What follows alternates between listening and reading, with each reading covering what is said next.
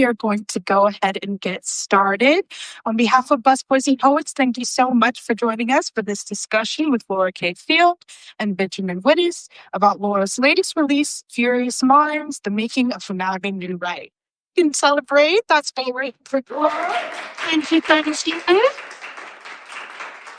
If you don't know anything about us, Busboys and Poets is a community where racial and cultural connections are consciously uplifted and a space for art, culture, and politics to intentionally collide. Our Busboys and Poets servers are going to be helping us out throughout the entire program with putting in orders. I also want to remind you that there will be a Q&A after the discussion and a book signing after the program, and Furious Minds is here available for purchase. And also, we're live streaming tonight, so if you're tuning in online and you'd like to get a signed copy of the book after the program, please email us at bookevents@busboysandpoets.com so we can facilitate that pickup for you. And now, a little bit about the book we'll be discussing here tonight. Donald Trump is not a big thinker, but his 2016 presidential victory presented a grand opportunity for people who are, and it set off a radicalization and reconfiguration of the American conservative intellectual world. In Furious Minds, Laura Field, who spent close to a decade in conservative academic circles, chronicles the rise of the New Right, the network of academics, public intellectuals, and influencers who provide ideological fuel to Trumpism. This movement includes figures such as Patrick Deneen, Christopher Rufo, Peter Thiel, and Jane Vance. Their agenda is built to last, and it has dire long-term implications for liberal democracy. Incisive and urgent, Furious Minds tells the story of the thinkers of the New Right and their powerful assault on American freedoms, values, and ideals. And now, a little bit about the speakers we have here with us tonight. Benjamin Wittes is a senior fellow in government studies at the Brookings Institution. He co-founded and is the editor-in-chief of Lawfare, is a contributing writer at The Atlantic and a law analyst at NBC News and MSNBC, and has authored numerous books, and his writing has appeared in a wide range of journals and magazines. Wittes was born in Boston, Massachusetts. He graduated from Oberlin College in 1990, and he is black belt in both Taekwondo and Aikido. I'm saying that correctly. Only advanced degrees. And Laura K. Field is a non-resident fellow in governance studies program at the Brookings Institution, an associate of liberalism studies program at GW, and a scholar in residence at American University. She holds a PhD in political theory and public law from the University of Texas at Austin and has written for The New Republic, Politico, The Bulwark, Le Monde, and other publications. And now I'll pass it off to them. Thank you. Thank you. So I don't know whether Jefferson was right that the government that governs less governs best, but I know that it is true of moderators, that the moderator who moderates least moderates best.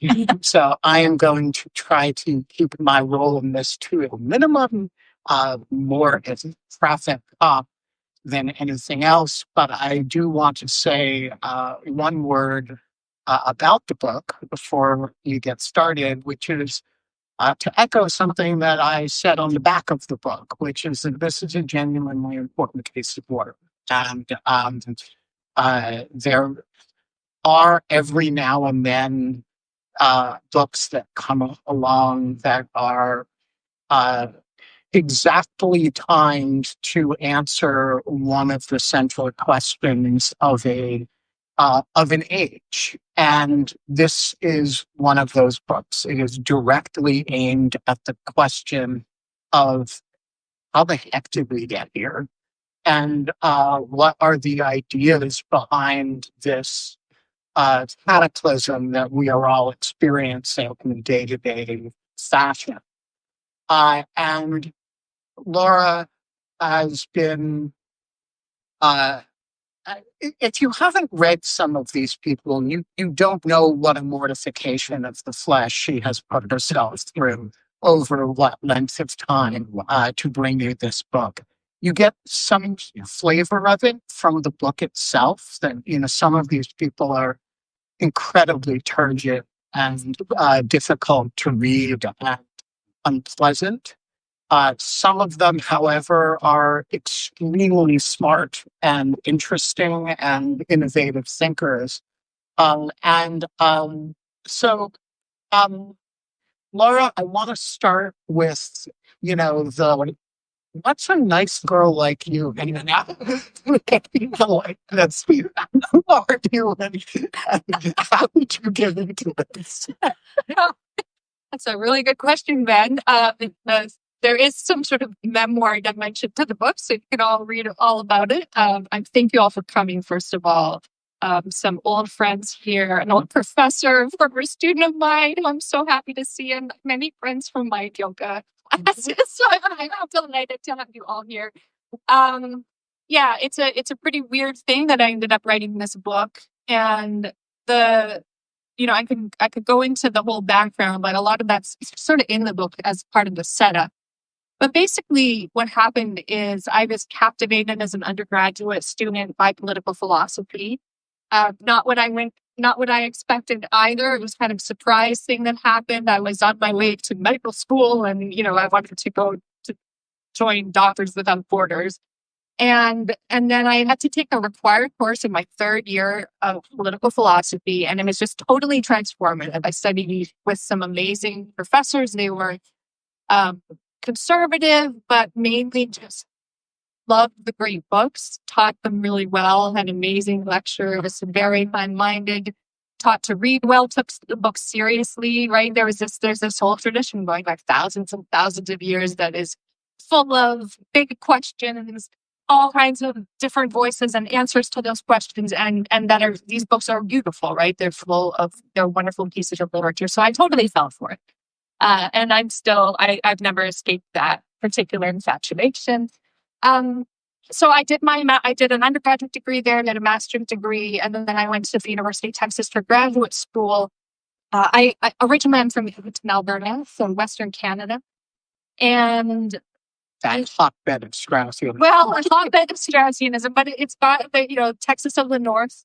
So then I went to University of Texas for graduate school, and then I got Canadian conservatives are one thing, but then you're in this hotbed of Straussianism in Texas, and you're just living in the United States. I learned a lot more history. I got to studying public law, which gave me just a much more sort of textured understanding of history and how things are in the United States. Met different people, argued with them a lot. So basically, I started distancing myself in some ways from a lot of the conservative parts of that part of my education pretty early on, but I was never really in it. I was kind of conservative curious, and I liked arguing a lot. But that happened in graduate school. And then I did finish my degree. Around when I finished is when the book starts. I've got this moment in the preface where I was at sort of one of these conservative summer camps for graduate students and young career academics. And I was, going to be on the job market soon. So I wasn't trying, I was there sincerely, and I did learn, these programs, you do learn a lot. But I was sitting at a dinner, the first dinner of the night, and one of the staffers just said this sort of really vulgar, outrageous thing about Michelle Obama. And it was so offensive to me. And I was so pissed off. I thought, who is this asshole? And what am I doing? It was kind of tenor, because it was kind of this thing that happens in philosophy. It's not just the conservatives who do this kind of thing, where he's kind of testing, how cool are you, right? Can you handle this radical, rude thing I'm going to say? So this kind of transgressive, cool thing. And I just thought, give me a break. Then I'm an adult person, right? It was so gross. So that's the moment where I then sort of crystallized something, and I've never forgotten it. So when I was sitting down to write this book, which I didn't actually want to write, I can sort of tell you a little bit more about that. And I didn't expect to be writing it, right? Because I had been writing about. Don't get everyone too excited about it. It has just done it. I go into that, but it was okay. I'll fill in a couple more gaps in the story, and then and get to my point. But in 2016, so I was sort of in and out in conservative academia, just in the sense of the job market. And conservative academia is not MAGA conservatism, right? It's it's not even many conservatives vote for Obama. Like, it's just relative to the rest of academia, it's kind of conservative. And so, but in 2016, when Trump won the election, I was pretty scandalized by that. And then in the years after that, I learned, I didn't know at the time, that somebody from the Claremont Institute in California had written the big, big article defending Trumpism. It was called The Flight 93 Election by Michael Anton. And this was shocking to me because I had applied to the Claremont Graduate University for grad school, and I knew about the Claremontsters, which is a term they use for themselves. And so I thought, oh my God. And so then I started paying much closer attention to what was happening on the right. I was also, kind of in a dead end situation with my career. So I wanted to get out. I was sort of chomping at the bit to do more writing. So I thought, well, this could work. I could write about these guys because I kind of understand the language. So there was a review of the book that just came out last week that is really fun, and the title of it is "A Mole in MAGA's Midst," and it's kind of charming because it suggests to really understand the movement, you need someone who's sort of in it, and I was kind of in it but not really in it, so I have really zero loyalty to it, and but also do kind of understand of many of the dialects, the ways in which they speak, and have access to that in a way that most liberals don't. And so then I started writing about these guys. And honestly, and that was just interesting for me. I learned a lot about conservatism, about American politics and history. And then I didn't think that I'd be writing this book because I thought that after January 6th, these guys would take me off ramp. That would be that, they would be like, oh, that was a bad idea, whoops. But that's not at all what happened. So the book covers 2016 to 2024. And the second half of the book is really about the consolidation of the movement and the ongoing radicalization. Much of that happened between 2016 and 2020, but a lot of it happened after, right? Like Kevin Roberts we've probably all heard about it in the news, became president of the Heritage Foundation after 2021. Other organizations sort of similarly fell into Trumpism and MAGA, and they weren't necessarily hoping that Trump would be the next candidate. I think that they had they were hoping for someone like DeSantis or even someone else, but they really did. It became supercharged. They got a lot of power, and then you have Project 2025. You have J.D. Vance. I think it's fair to say the whole culture of the staffers in D.C. being kind of swallowed up.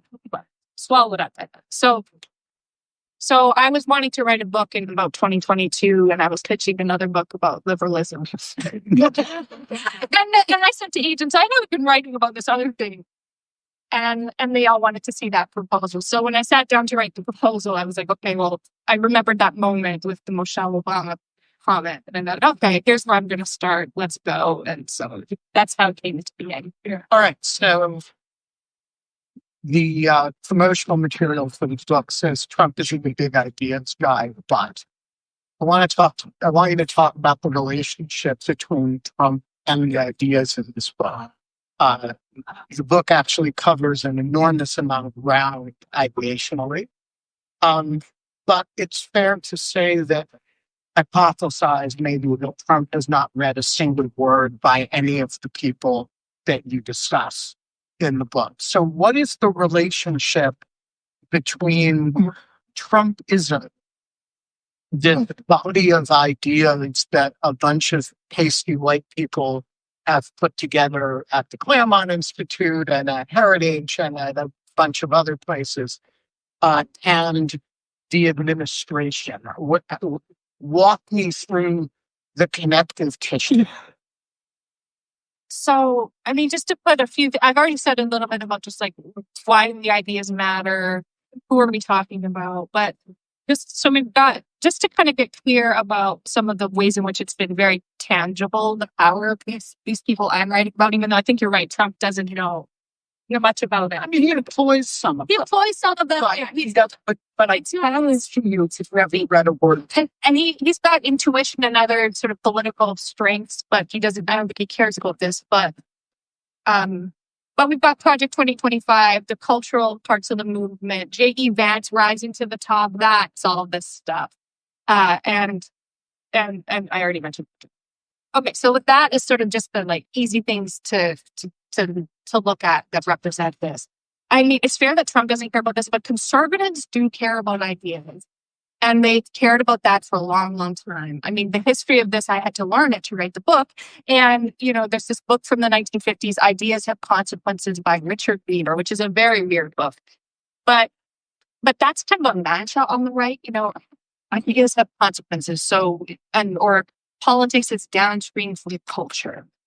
And so there's an idea that the ideas that intellectuals think about, or that William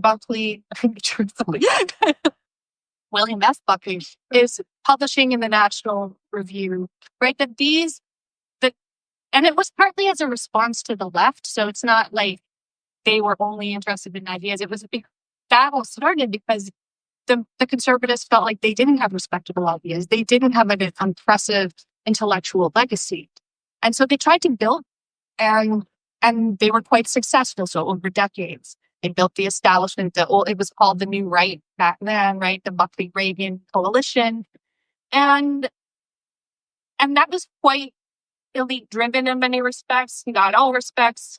But what I think we see in my book is when Trump was elected, and just prior to that, there was some inkling of this, but when he was elected, a lot of people who considered themselves intellectuals or were intellectuals, you could argue about that, they saw an opportunity to get in there and backpad his regime or his full movement with some ideas. But it wasn't just that. They were also drawing on all of these traditions on the American right.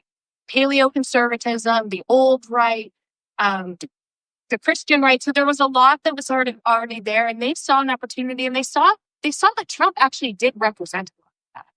He wasn't some sort of big brain with the past. He was a brain maybe with the Reagan-Buckley establishment, but he wasn't. He was also just sort of articulating a lot of things that were already very much in the ether of the Republican Party, especially after the Tea Party. And all of the crises started about the early part of this century. So they saw this opportunity, and then they really ran, right? And then they started to coalesce into this movement. Different people started to fill that void, and they started to organize. And he's quite conscientious, and then that helped. I think that helped Donald Trump consolidate his power. I think that it added a legitimacy to the movement, at least in some quarters of DC, and sort of gradually. At first, they were writing as pseudonymous, nobodies who were ashamed to attach their names to Trumpism. But before you know it, they're organizing these conferences in DC. They're getting hired by the administration. It's becoming more and more it has more and more, energy behind it. All right. So you and I sometimes joke that the book is what you call a kind of bestiary of these thinkers and movements, and they really do range in quality a lot. But a lot of it flows from, not all, but a fair bit of it flows from a guy named Leo Strauss and one of the wings of his followers and students, who are the denizens of the Claremont Institute in California. So briefly, who is Leo Strauss, or who was Leo Strauss, and what is the Claremont Institute? Yeah, so there's quite a bit in the book about Leo Strauss, but that's partly just a coincidental fact of history, because I found when I talked about those professors at the University of Alberta, Texas, they were Straussians. And so they were the ones doing this great book stuff, reading very carefully. Did they wear bow ties and dresses? No, they didn't. Because I think when I'm not Straussian, it's like somebody who's overdressed for their university. Yeah. I mean, I think being in Texas really put it down for us. So Leo Strauss was a Jewish German refugee during the Weimar Republic, and came to the United States through England. He was a scholar, a classicist. And is that right, Jeff? Well, Okay. So a very careful reader of ancient texts, who, and mostly ancient, but also early modern, modern philosophy, European, mainly in the European tradition. And he wrote these long commentaries on political philosophy and sort of revived the tradition of what is called esoteric writing, where he was sort of credited with the discovery of the esoteric tradition, which is this idea that these old texts are multi-layered, written for various different audiences, and sometimes under the mainly sort of clouded in mystery because of the threats of persecution that typically before liberalism faced most writers. So Neil Strauss is very thoughtful, very profound writer, I think. But he also, because of the esotericism, and there was a kind of cult-like following of Leo Strauss. He had at the University of Chicago, where he taught in Claremont. He taught at the new school. And he had all these very influential students, right? Alan Balloon, Bill Crystal.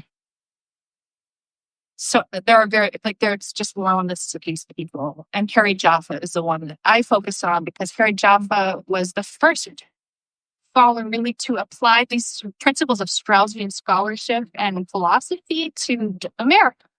And he did that in his second book, which was called Crisis of the House Divided, which was about Abraham Lincoln and the Lincoln-Douglas debates. And so he took this super close way of reading, and he wrote a pretty amazing book.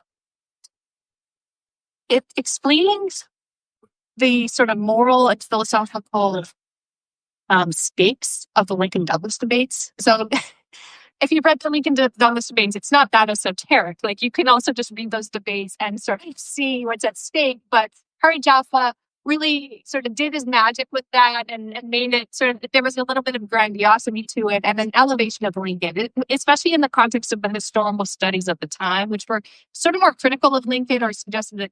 Anyway, so that's Harry Jaffa. Harry Jaffa was very important because he also wrote some famous lines from the Goldwater speech, that moderation in the service of virtues, in the service of, what's extremism in the defense of liberty is no vice, and moderation in the pursuit of justice is no virtue. That's right. That's the line. And so Harry Jaffa, this Lincoln scholar, is credited. He claims, and he did, I think, inspire those lines and write those lines for the Goldwater speech, which was at the Cow Palace Convention in 1964, when Goldwater accepted the nomination for the presidency. And then to get back to our story, I mean, that's important to our story, or to what's currently happening, because Goldwater is one of these right-wing sort of foundational figures that's got a big populist strain, and that this was at a moment of huge tension in the party over whether they would, how they would deal with whether they would support civil rights or not. There were protesters outside the Cow Palace protesting because a lot of people inside the Cow Palace were, with the KKK or the Virtue Society. So it was this really huge clash. And Jaffa helped Goldwater with those lines, and also hurt Goldwater because I think the base liked it, and the public didn't so much, because it allowed the left to portray him as sort of unhinged. Anyway, Jaffa was also the inspiration for the Claremont Institute in California. So several of his students founded this place called the Claremont Institute, which is sort of a major player in the New Right today. That's where Michael Anton got his formation, and he's the one who wrote that Flight 93 election essay that I mentioned previously. So, and they've been just very sort of at the foreground of pushing Trumpism, pushing the party to the right. The whole argument is that the old establishment wasn't able to conserve anything. They're obsessed with the American founding principles as understood by Jaffa, but then sort of radicalized in this more nativist, paleo-conservative direction. So, which is pretty ugly, because it's a real, I think, abdication of what Harry Jaffa actually stood for, which was, he really saw himself as a defender of the Declaration of Independence and a sort of high Newtonian principle. So and John Eastman is another figure you've maybe heard of who is right in the thick of all this. And he wrote the Coup Notes for January 6th. So he plays a big part in my story. So that the Claremont Institute is defined by its attachment to the principles of the founding as kind of the guiding star. They talk a lot about statesmanship. And they have for decades now run these institutions in the summertime and fellowships for young people to learn about media and how to become like a good right-wing journalist or now influencer. And that's been, I think, pretty important to the capacity of these groups to have some impact now. So they were pretty well situated when Trump came into power. They were already thinking about it's sort of a paleo-conservative direction, Pat Buchanan, and that sort of stuff. So they were really important at the beginning of all this. Yeah, and they also, of course, have a publisher of the Claremont Review of Books, which is one of the organs of this orientation of conservatism. All right, so let's walk through the other major movements. You have the Claremonters, and by the way, the chapter on the Claremonters, there's really two chapters on the Claremonters, is just unlike anything that has ever been written on the subject, just in its depth and exploration of the history that Laura just alluded to, but also the contemporary, who these people are now and what they are writing apologetics for. Let's just march through. So we've gone through the Claremont room of the bestiary. What's next? Well, let's go to the post-liberals. And as a way into that, before Michael Anton published the Flight 93 election essay, he was part of a group that was writing online, doing an online blog about Trump and why the right should support Trump. And that was called the Journal of American Greatness. And one of his collaborators on that is a man named Gladden Pappan. And I didn't know this until I was really deep into the research of the book. But Gladden Pappan is also a big leader and organizer for something called post-liberalism and neo-integralism, which is basically a rejection of the Catholic compromise with liberal democracy and an effort to kind of reintegrate church and state from this high Catholic perspective that it's kind of reactionary certainly in its flavor and often in its references. Okay, so Gladden Pappan was writing for the Journal of American Greatness, but also involved in this kind of new neo-integralist movement, which at the time also involved some leftists, is my understanding. But then he was really pushed to go full Trumpy in this group of people. And that group included Harvard professor Adrian Lemieux, who is a very well-regarded legal scholar and a very brilliant person. So the post-liberal group includes the Catholic integralist group, but not all post-liberals are integralists. And the main guy I would say who's the most important in this in the United States for post-liberalism is Professor Patrick Denis of the University of Notre Dame, who wrote this hit book in 2018 that Obama recommended called Why Liberalism Failed. So that sort of set the tone for the most elevated part of the new right, which is this post-liberal group. These are serious people with serious arguments about the problems with liberalism. Their main contention is that liberalism was founded on a bad sort of misunderstanding of human nature, and that because it's so individualistic and so set against the natural order, and you can certainly see this in some early modern texts, that it goes against nature. It was doomed to fail from the start. It eats away at our social fabric. Just the more it succeeds, the more it fails, is what Patrick Denis says. So all of the alienation we have today, all of the capitalist destruction of nature, all of the isolation we feel as individuals, and the failure of our communities, all of that is because of liberalism. Okay? And for those who have some 1930s memory. This sounds awfully like the Action Française or or any of the kind of Salazar stuff in Portugal. Um, like, what's new about this relative to what, you know, what you could, like the Petain government? I don't think it's an especially new argument. I mean, I think that part of what Deneen did was just package it really concisely, walk us through the different parts of American society where this could be useful as a general explanation for why things have gone wrong. And it kind of just hit the mark because in 2018, things were pretty lacking. And so it sort of seemed like it was a compelling account. And in some ways it is. I'm pretty sympathetic to a lot of those critiques. I just think it's also just a totally half-baked, bad understanding of what liberal democracy is. And it sort of closes all these doors about what liberalism is rather than kind of opening up new possibilities for community and how liberals can get along, how we can build new things. It really shuts down all these conversations and just assumes all of this sort of intransigence when actually not only is it possible to do new things with liberalism, it's also just historically true that has been done again and again and again. So I think his account is historically just nonsensical and philosophically very inadequate. But it touched a nerve, and but because I think the moment we were in was parallel perhaps to the time being referred to, right? But and so some of these post-liberals are drawing on these old Catholic reactionary traditions, some more than others.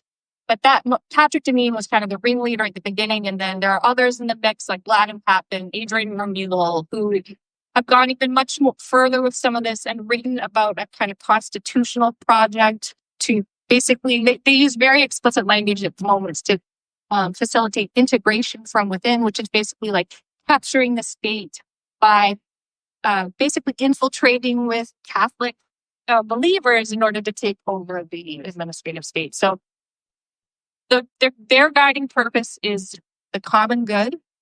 That's how they would articulate it, as salvation. And they think that the state, unlike the Claremont Institute people or the Heritage Foundation that want to get rid of the administrative state and just sort of destroy everything, the post-liberal camp is more in favor of harnessing the powers of the state towards conservative ends. All right.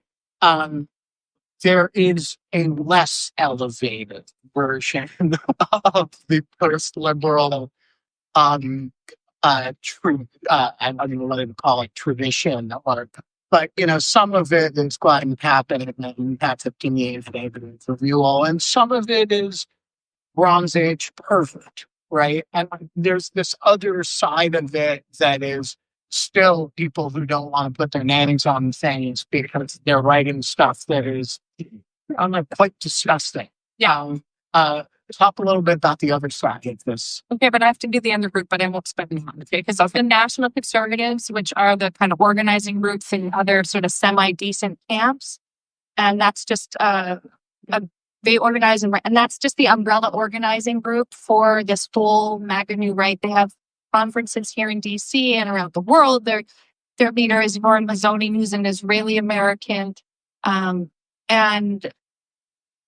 the principle there is nationalism, right? Just like, but it's pretty old-fashioned nationalism. It's pretty blood and soil. It's explicitly not blood and soil, but I think that it's very hard to disentangle. And for all intents and purposes, when you're talking about an actual polity, it's built on tribalism, and a shared history, religion, culture, language. So he's all for a very homogenous nation state.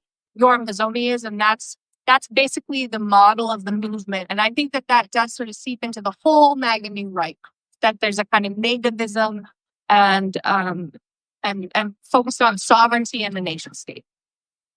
Right.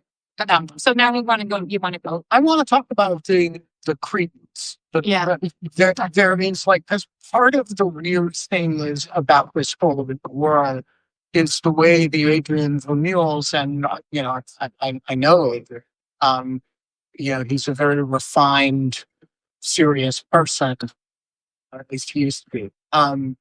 But having him in the same book with some of the people that you were talking about who are, you know, hyper macho, writing about um, masculinity as this great Nietzschean virtue.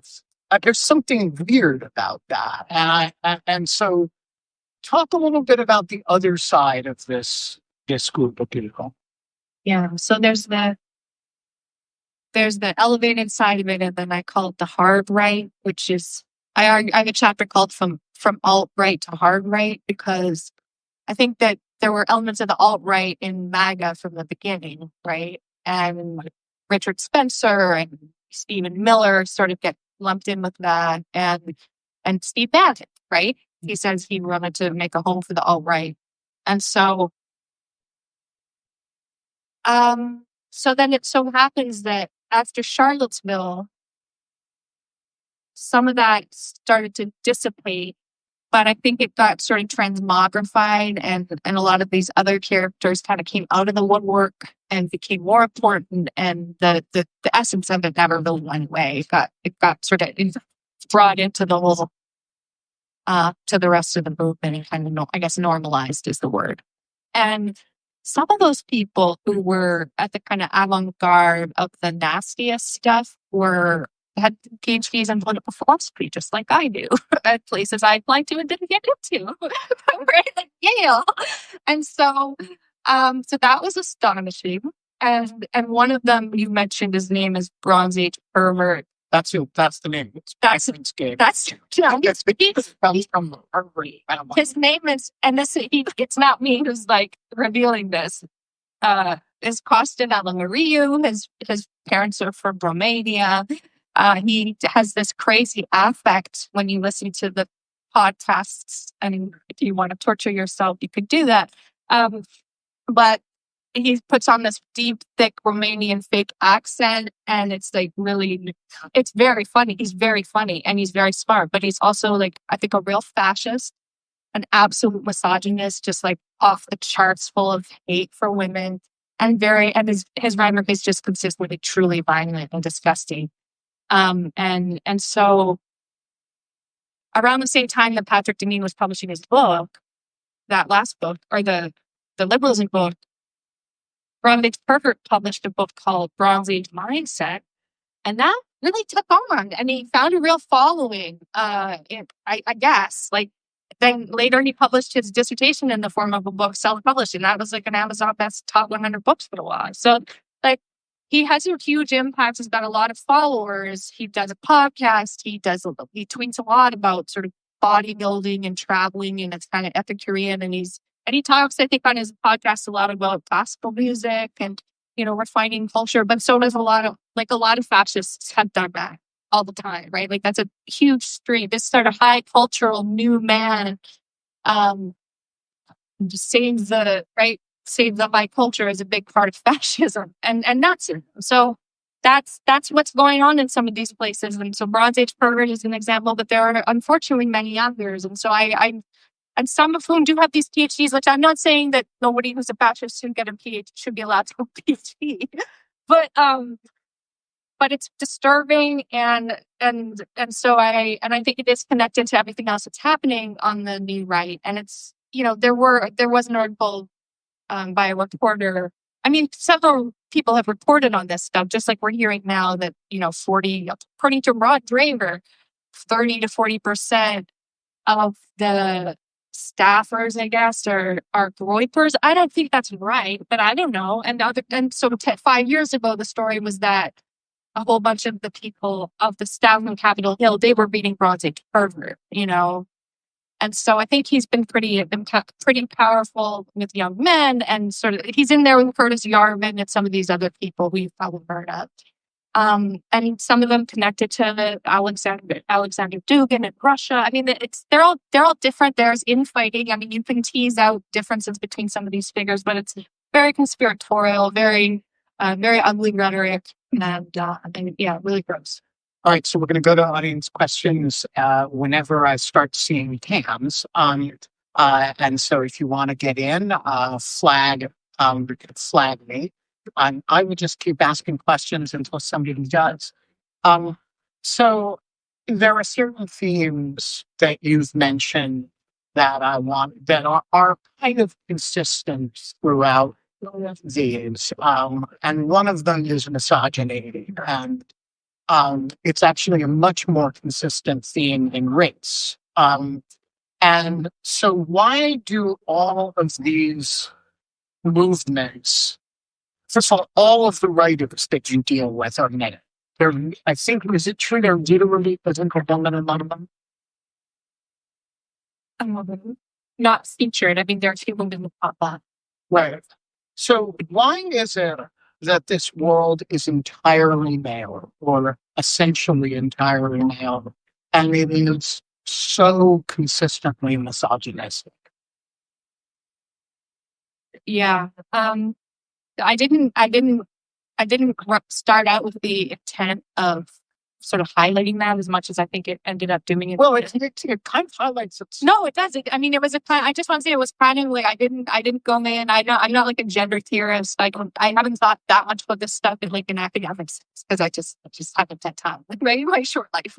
But it did seem to me at a certain point I had to kind of articulate, okay, so why is this different from the prior iterations of paleoconservatism, Pat Buchanan, the stuff that was happening in the 90s. And that seemed, I said in the end, it's the misogyny, the social media dimension of it, and sort of the youthfulness of it, the energy of it, and then the success, right? Because the other movements never got the presidency. The misogyny just, and so when I was writing, I was trying to think, okay, well, what women should I include? Who has this stature? And in these circles that would warrant, that are all chapter or special attention. And there was really nobody who I thought fit the bill. And it's not their anti-feminist stream showing through. No, they say that. They do say that to me on Twitter. They do. They say, what a sausage fest. And as if like and I'm like, well, I want to say, well, who have I missed? And I don't think they have a good answer because I really did narrow it down to people who either have PhDs and are important to the movement, or people who, and not to just gatekeep, but because the MAGA world is very big, right? So I needed to narrow it down, or people who were otherwise just very important at crucial moments in the kind of coalescence of all this stuff. And there are women in the movement, certainly, who are important in all kinds of areas, but it wasn't, and especially on the Christian right, there are important women. But in the intellectual part of it, they're not welcomed into these esoteric circles, is my guess. And so, I mean, as someone who has experienced those worlds a little bit, it's not that shocking to me that they're not given that stature by their peers and not sort of not brought in as to join the Substack on post-liberalism or whatever. That's just not how it works. And so, and they intellectualized arguments against women too. I mean, it's also runs pretty deep. It's through the whole philosophy. So it's kind of top to bottom in what they think, but and also in how these worlds operate. So I saw someone back there with you. Okay. Please. Wait for the microphone. Actually, I built on your question about misogyny, which is one theme I saw in the book and in your classes is that misogynistic worldview offers a very consistent vision of like the good life, the moral reasoning across these guys, even if they have differences on what exactly that might look like, but there's still a vision. In liberalism and liberals, which is a much more choose your own adventure for worlds, offer competing develop or offer competing vision of the good life or like moral knowledge that they can develop and then communicate and compete online. Great question. It's good. It's a narrow voice. That's easy to grasp in a few seconds. No problem. Yeah. So one of the things that is most surprising to me about, or in the course of researching the book, was the misogyny was one thing. The paleoconservative origin story of a lot of these ideas and how that had just been a consistent thing in the far right, and then the kind of bizarre melange of like highbrow and lowbrow that is just permeates the new right, and this kind of constant. It's partly just like these fascist allusions to the great men, but it's more than that, because I think that um, it's also this high-minded way of talking about literature and all this stuff that I really care about and love, right? But I love that literature too. I really like, they'll talk about Homer, they'll talk about they'll talk about Rome, um, and so there's something they're tapping into there that I think, which I haven't talked a lot about tonight, but is a big part of the book, which is the vulnerabilities of liberalism and just the kind of genetic problem that comes with liberal democracy, which is a way of organizing society that says we're not going to tell you how to live your life. And then I think often turns into a system that doesn't even indulge the question of how to live a good life, right? And our politicians certainly don't talk about that, and that's probably for the good. But it leaves, I think, many people very uncertain about how to live their life, and actually having no opportunity as young people to think about those questions. I mean, so part of what I was trying to do in the book too, well, being careful about this, because I think a lot of what's happening here is just fascism, right? And really gross, but there's also a kind of exploitation of a vulnerability of liberalism that liberals do need to attend to. So I'm sort of just deflecting to try to get away from the answer to your question, but there's a vulnerability there. There's a problem, I think, in higher education that's way overstated on the right. Like the right conservatives act like nobody in at Harvard University cares about questions of meaning or value, and that's insane. And yet, those questions and a kind of discipline of the humanities and of liberal arts, not just as traditionally understood and like I studied it, but like as an expansive project where we take all kinds of different voices seriously, but also like, really deeply. And as a constructive project, that isn't really how I've ever seen many people in academia talk about academia and about purpose of the university. And I don't think that they do that for high schoolers either. So I think it's a big problem. I think we need to find a way as liberals to at least acknowledge the problem clearly and say, okay, so our political organization doesn't do this for us, but we can still do it in communities, right? We can still build organizations that do that. We can refurbish civil society. There's all kinds of things we can do to do this a little more deliberately, and also to be maybe more accommodating of all the people who do this, who we disagree with. I mean, I'm not one here to sit here and vote anti-woke on anybody, but we have to be able to accommodate serious conservatives who disagree with us in ways that we really find their views disgusting. We have to find a way to live with them. So, okay, that's my soapbox answer. Yes, look there. This is a stab at a question, but the degree to which economics played into this, and I'm thinking about late stage capitalism, and the degree to which this current move to the right is a ruse or somehow hand in hand with the effects of late stage capitalism. I'm thinking about the 50-year mortgage that just got, right? So how are these two ideologies working together? Yeah, that's so important. And I think that at least on the surface, it's a very big part of what's happening on the right. And that it's clear that Trump gave voice to that problem and many other problems in a way that I think many Americans had not heard, right? And had not felt heard. And so he was able to tap into these resentments and these, which are not fabricated resentments, right? I think that a lot of it's very sort of like a lot of the economic problems, he sensed that they were real problems for people in a way that Democrats wouldn't acknowledge. And it wasn't just the economics, though. It was like the wars in the Middle East and just other problems that we're facing. So that wasn't a very explicit part of what he was doing, or at least of what the intellectuals talked about. So right from the beginning, this Michael Anton guy says the problem with the Reagan-Buckley fusionism, which was free market economics, social conservatism, and basically like liberal international anti-communism. The problem with that is that it's led to this horrible situation in the world, all these crises, and now we need to turn to something different. So Anton says, well, our Trumpism is economic nationalism, secure borders, and America first foreign policy. And they were the trade barrier, the tariffs and all of that. They didn't get much of that into place in the first administration, but they sort of take it seriously. And like he did act on that. And the Biden administration took some of that stuff seriously.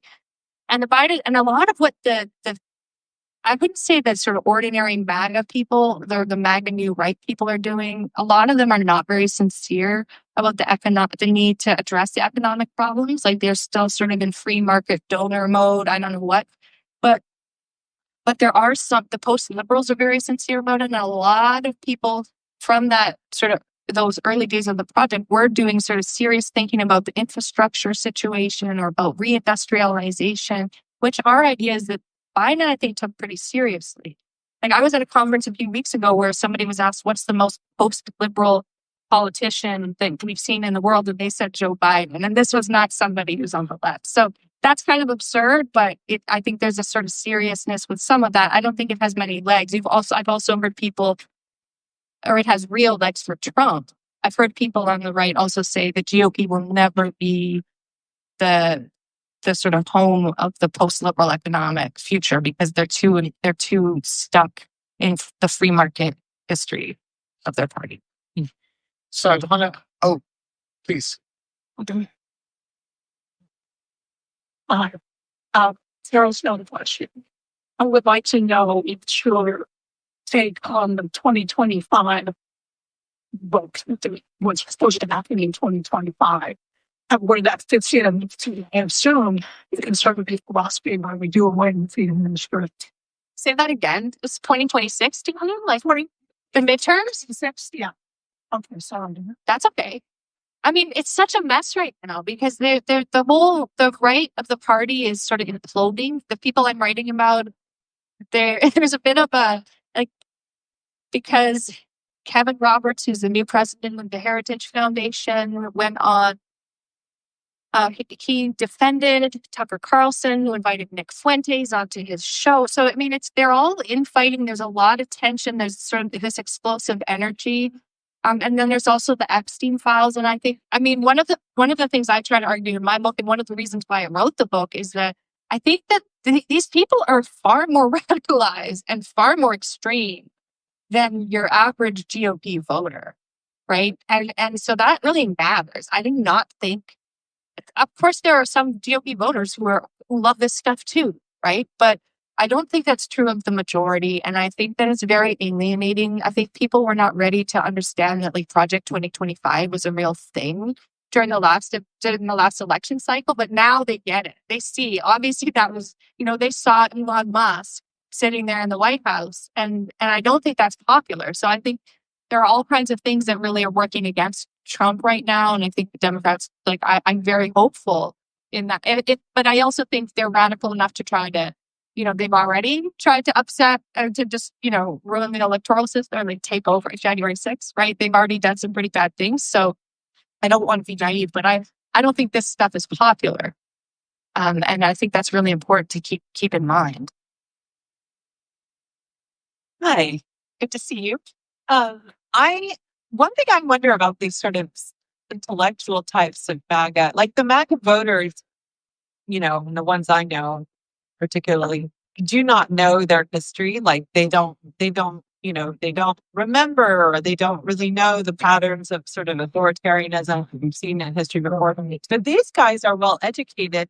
And I just wonder, what do they make of just the utter disaster that has been authoritarianism in history and the destruction that it causes and how that doesn't work? How do they sort of explain that? I know some of them admire Hitler, but Hitler, obviously, just judging by results, like Hitler obviously failed spectacularly. He pretty much destroyed his country, right? So how do they explain how is authoritarianism going to work this time?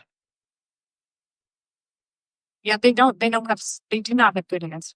I mean, they tend to deflect and say, we're not that, which is healthy. I'm glad they still say that, you know? And then a few of them will go that far, like Curtis Yarvin, and say, I do want something like that. I want to disregard the hundreds of years of history and intellectual life and serious, contemplation of politics and just do away with all of that and install a CEO corporate governance.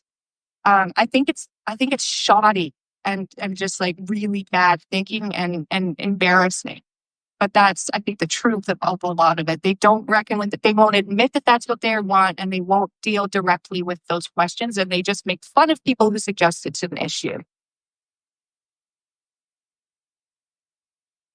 Right. I mean, I read the book Hillbilly from J.D. Vance, and in that book, he gave the impression to be quite liberal. How do you explain this change? Yeah, J.D. Vance. How do we explain J.D. Vance? Yeah, he's a real mystery. I mean, I think that my sense is that he was probably truly alienated from a lot of what he saw at these Ivy League institutions. And so and his conversion to Catholicism, which was connected to some of these people who I write about, I think he's friends with and inspired by, happened at exactly the same time almost that he converted to Trumpism, right? And sort of backpedaled on all of that and said, so I think it's kind of a true story of radicalization that has happened to him, where he really became persuaded by a lot of these arguments coming from places like the Claremont Institute that suggested, and by the economic arguments, right? I do think that stuff they took quite seriously as in, things have been going very badly, especially for the middle Americans, right? The white people in the Midwest who J.D. Vance cares about. And if we're bold and brave, we can start a new movement and use Trump as a way to fix that. And it comes with all kinds of other ideological stuff that's really radical and sounds a lot crazier. But I think J.D. Vance sort of, from what I can tell, he's been sort of connected to all those people almost since this all started. He's been sort of in those circles, connected to all the different parts of it, and I think persuaded by those things. So that sort of gave him a permission structure to become who he is now, which he seems to have no limit to what he will support. He's not speaking out against any of these ugly things happening, as far as I've seen. All right, I would be remiss if I didn't ask about one group of people that is basically not in your bestiary, which is the traditional Christian right. And the people who are motivated by what we would think of as Christian evangelical anti-abortion politics. They are not part of this story. And my question is, why? Well, they kind of are, though, Ben, because there's a chapter. But you're right, they're kind of in there and they're kind of not. I mean, they're in there.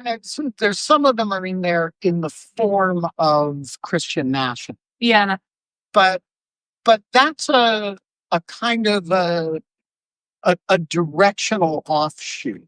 I mean, here's what I think. That it became clear to me as I was finishing up the book that I needed to write a chapter on Christian nationalism, right? Because it's obviously an immensely important part of what's going on the right, but it's not the same thing as the old Christian right, and it's got these new strands, and so I had to, and it's not exactly who my people are. Like they're not really in dialogue with your people. They are and they aren't. They are increasingly, but yeah, it's kind of like at the beginning there were all these different factions and different sort of threads of the right that were kind of in dialogue, and then they become more closer and closer.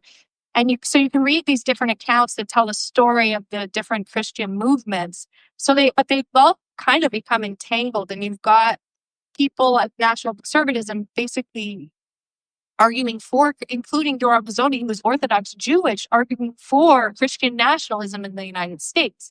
And you've got the Claremont people who were inspired by Harry Jaffa, who is not a Christian nationalist. So far as, I mean, it gets a bit weird, but becoming quite devoted joining, Christian secret societies and getting quite radical. So I tried to tie all of this together, but yes, basically there's just so much going on the Christian right that's kind of disconnected, but overlaps in some important ways with my guys, and more so. So like there's one guy who also has a PhD in political philosophy from LSU, whose name is Stephen Wolfe, and he wrote the first strong defense. It's called The Case for Christian Nationalism. It's also full of kind of like some of that gutter stuff, the gynocracy, these crazy conspiracy, this really gross sort of Alexander Dugin-esque mode of speaking. But he's a Calvinist. He's like this high church Calvinist who cares a lot about sort of the philosophy of the Christian world and how it works in politics. Anyway, he's right there in my bestiary, and I think quite connected to a lot of these groups, but he's still almost pushed to the fringe. So anyway, that there's a whole story there. But you're right, it's a bit of a mess. All right, we are going to leave it there. This is the barest outline of the richness of the book. You should read the book. Laura will be signing books over there in a moment.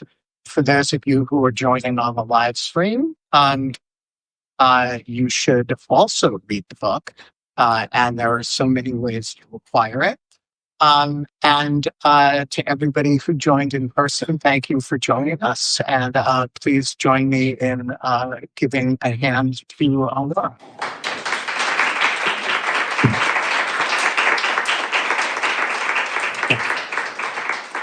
Thank you, everyone. I also wanted to thank you on behalf of Busboys and Poets, and thank you both for this wonderful conversation. I'm reminding you one more time that Furious Minds is here available for purchase. If you are going to get the book, we know you can't get it anywhere, but we would love if you got it here with us today. If you are going to get your copy, it's a special opportunity as Laura is signing. I also wanted to remind you to close out your tabs before you leave here tonight and tip our wonderful server if you think we did a good job. And with that, thank you again and have a great rest of your night. Thank you. Thank you. Thank you. It's